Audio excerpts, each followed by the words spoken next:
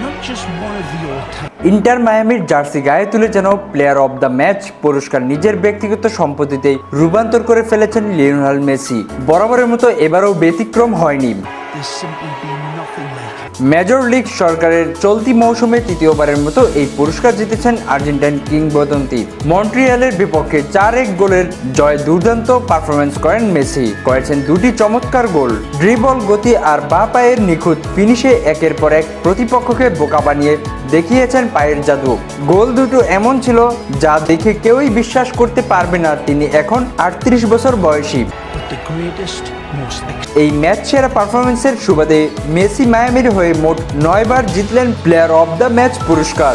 MLS এর ইতিহাসে এটা এক অনন্য কীর্তি। 1996 সালে লিগ শুরুর পর মাত্র 11 জন খেলোয়াড় এমন কীর্তি গড়েছেন, তবে বেশিরভাগই সেটা করেছেন বহু মৌসুম খেলে। সেখানে মাত্র 2 বছরের মধ্যে মেসি উঠে এলেন ঐতিহাসিক সেই তালিকায়। বর্তমানে খেলছেন এমন ফুটবলারদের মধ্যে এই রেকর্ড আছে মাত্র 2 জনের, তারা হলেন জোসেফ মার্টিনেজ ও লিওনেল মেসি। তবে মেসি এখনই সুযোগ পাচ্ছেন সবার উপরে উঠে যাওয়ার। আগামী 10ই জুলাই নিউ ইংল্যান্ড রেভলিউশনের মাঠে পরবর্তী ম্যাচ খেলবে ইন্টার মায়ামি। সেই ম্যাচেই 10ম পুরস্কার ছোঁয়ার হাতছানি রয়েছে মেসির সামনে। স্বাধীনতা টিভি বাংলা, স্পোর্টস ডেস্ক।